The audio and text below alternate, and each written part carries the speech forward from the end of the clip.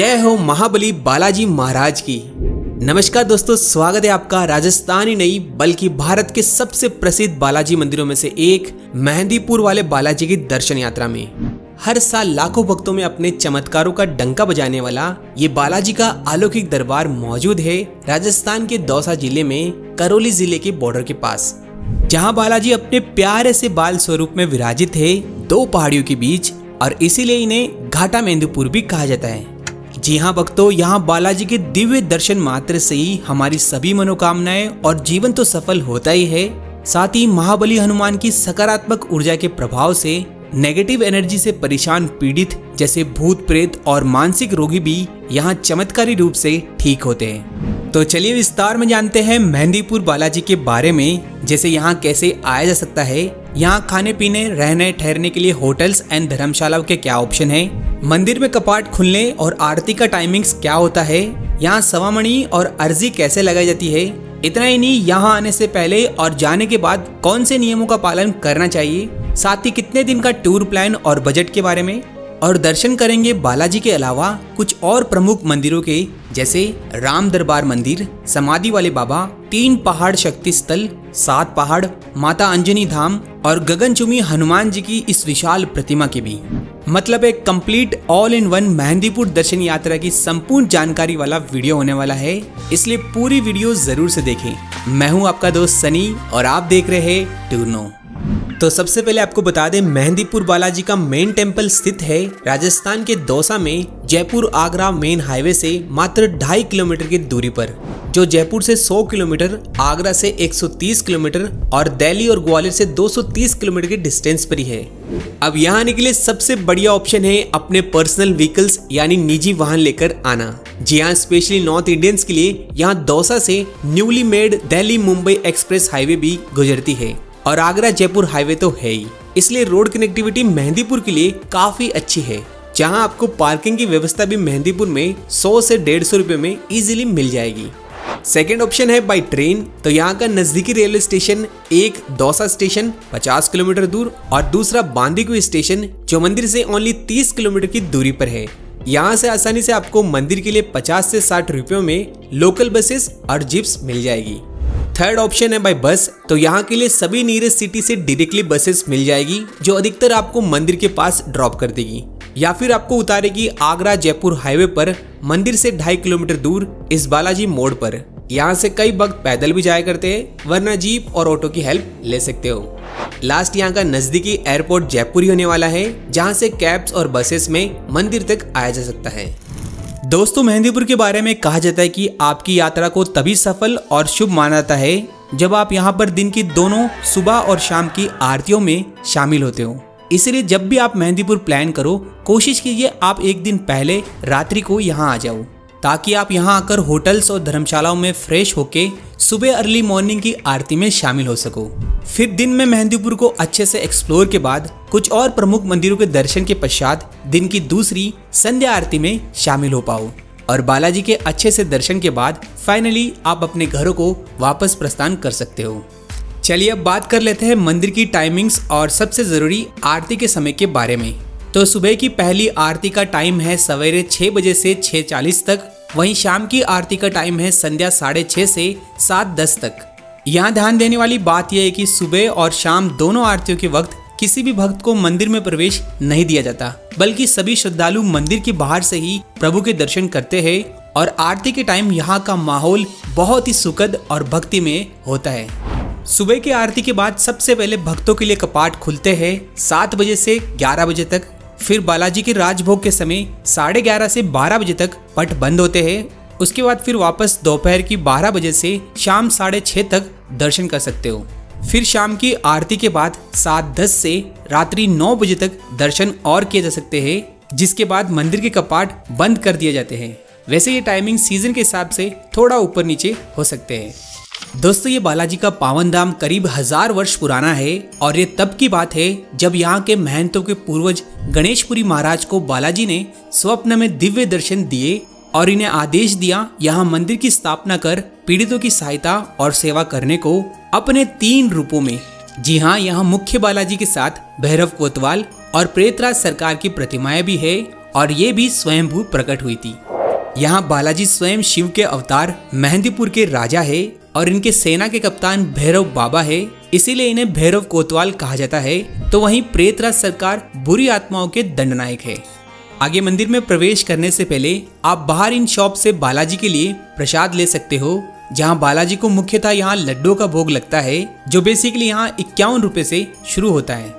वैसे यहाँ भैरव कोतवाल और प्रेतराज सरकार को भी अलग भोग लगता है, जिसमें भैरव कोतवाल को प्रिय है स्पेशली उड़द की दाल से बनी मिठाइयाँ और दही बल्ले और गुलगुले का भोग। वहीं प्रेतराज सरकार को खीर या पके हुए चावल का भोग विशेष प्रिय है। चलिए अब हम लाइन से चलते हुए बालाजी का नाम लेते हुए आगे बढ़ते हैं धीरे धीरे, और फिर फाइनली दर्शन होते हैं बालाजी के दिव्य बाल स्वरूप के, जिनके लेफ्ट में सीताराम जी और राइट में भोलेनाथ भी विराजमान हैं। वहीं बालाजी की छाती के पास एक छोटा सा छिद्र है, जिससे हमेशा चमत्कारी जल टपकता है। इसे बालाजी का पसीना भी कहा जाता है, जिसे मंदिर के कपाट खुलने पर यहाँ के पुजारी श्रद्धालुओं पर छिड़कते हैं, और ये दिव्य जल की छींटे बहुत ही सौभाग्य वाले भक्तों को प्राप्त होते हैं, इसलिए मंदिर में इनके लिए धक्का मुक्की ना करें।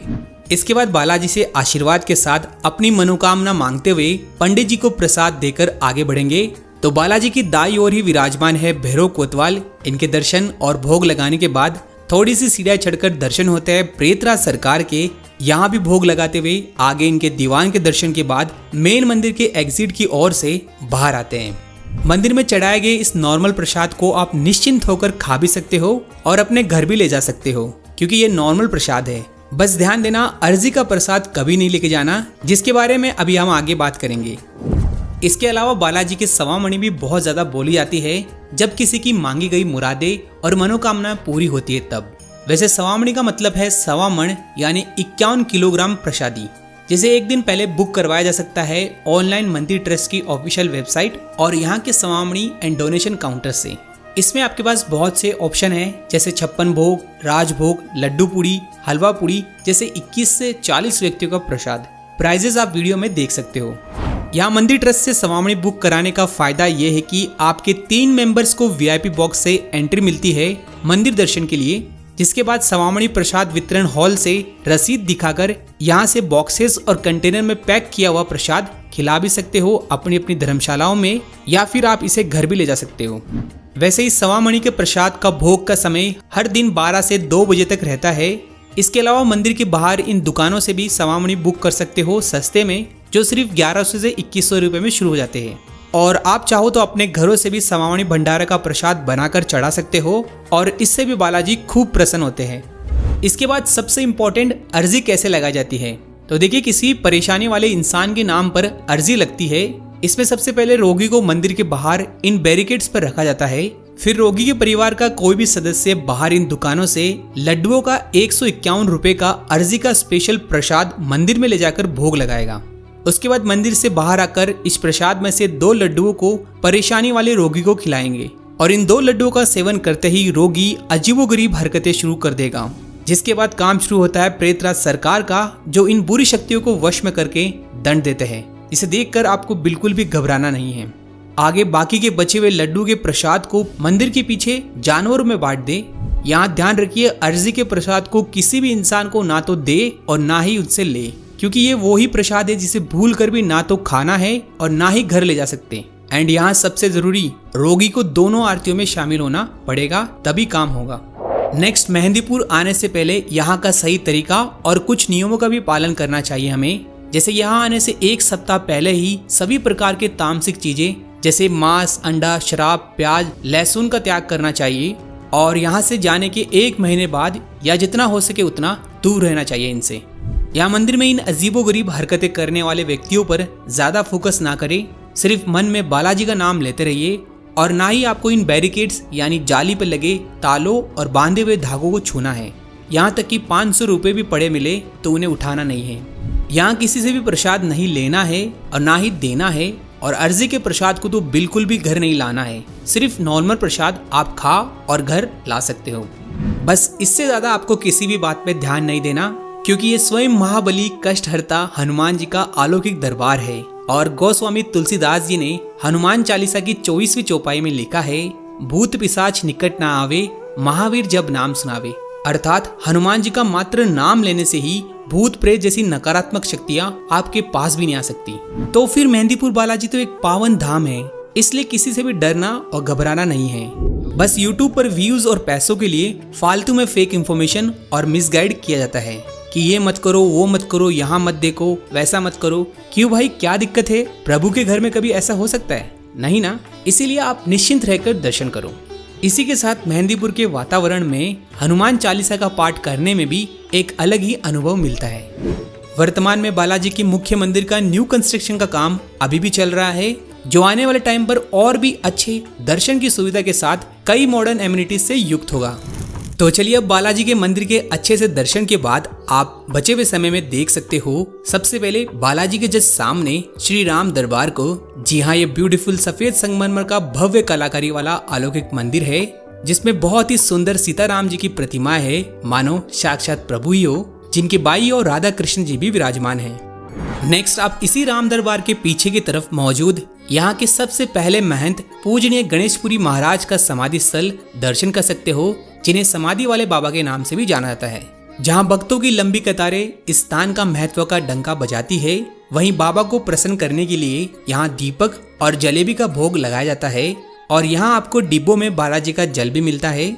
इसी के साथ समाधि स्थल का भी न्यू कंस्ट्रक्शन का काम चल रहा है, सर्कुलर शेप की गार्डन्स के साथ। आगे वापस मेन बालाजी मंदिर से आते वक्त पहली राइट साइड की गली से रास्ता जाता है प्राचीन 3 पहाड़ी शक्ति स्थल को, जो बेसिकली ग्रुप ऑफ टेम्पल्स है इसी पहाड़ी पर, जिनमें 3 प्रमुख मंदिर है। ये मुख्य बालाजी मंदिर से 1 किलोमीटर की चढ़ाई यानी 20 से 30 मिनट के आसपास की चढ़ाई करनी होती है, जिसकी शुरुआत होती है इन छोटी छोटी संकड़ी गलियां और दुकानों से होते हुए। यहाँ कुछ सीढ़ियां चढ़ने के बाद पहला प्रमुख मंदिर आता है माँ काली का प्राचीन स्थल, जहाँ पर सिर पर रखकर नींबू काट कर नजर उतारी जाती है। इसके बाद थोड़ी और दूरी पर आता है दूसरा प्रमुख स्थल माता अंजनी का मंदिर। यहाँ पर संतान प्राप्ति के लिए भक्त आते हैं। आगे ढेरों संतों की समाधि स्थल क्रॉस करके लास्ट 3rd टेम्पल पे आते हैं, जो है पंचमुखी हनुमान जी का, और यहाँ पर भी बंधन निवारण का इलाज किया जाता है। वैसे यहाँ ऊपर से पूरे मेहंदीपुर के एरियल व्यू के नज़ारे लिए जा सकते हैं। नेक्स्ट 3 पहाड़ी से उतरकर आप विजिट कर सकते हो पूरे मेहंदीपुर से दिखने वाले हनुमान जी की इस 151 फीट ऊंची विशाल प्रतिमा को, जिसके नीचे राक्षसी मुंह वाली गुफा भी देखी जा सकती है, जिसमें हनुमान जी से जुड़ी घटनाओं को अच्छे से दर्शाया गया है। वैसे ये लोकेशन सेल्फी और फोटोशूट के लिए फेमस है, तो आप भी यहाँ फोटो जरूर से क्लिक कीजिएगा। यहाँ के बाद आप बालाजी के पीछे की ओर पहाड़ी पर स्थित 7 पहाड़ी शक्ति स्थल भी देख सकते हो, लेकिन ये 3 पहाड़ी से बहुत ही मुश्किल है, क्योंकि एक तो बहुत दूर है, ऊपर से सीढ़ियां भी नहीं है, सिर्फ खराब पथरीला रास्ता है। बट यहाँ की भी मान्यता है, और यदि आस्था है तो ये भी जरूर देखिएगा। वैसे ये ऑफबीट एडवेंचर ट्रैकिंग वाला रास्ता है, जिसका मजा मानसून में आता है। और ये 7 पहाड़ी पे 7 प्रमुख मंदिर है, शेषनाग मंदिर, अंजनी माता, बालाजी, काली माता, चामुंडा माता, गोरखनाथ जी, और आखिरी 7वां मेन महादेव का प्राचीन मंदिर, जहाँ पर एक विशाल चट्टान भी है बालाजी की। इसके बाद लास्ट आप देख सकते हो अंजनी माता का न्यू टेम्पल, जिसे मुक्तिधाम भी कहा जाता है, जो मुख्य बालाजी से 1 किलोमीटर दूर मेन रोड पर ही है, जहाँ खूबसूरत हिमालय पर्वत, अशोक वाटिका और माता अंजनी का मंदिर दर्शनीय है।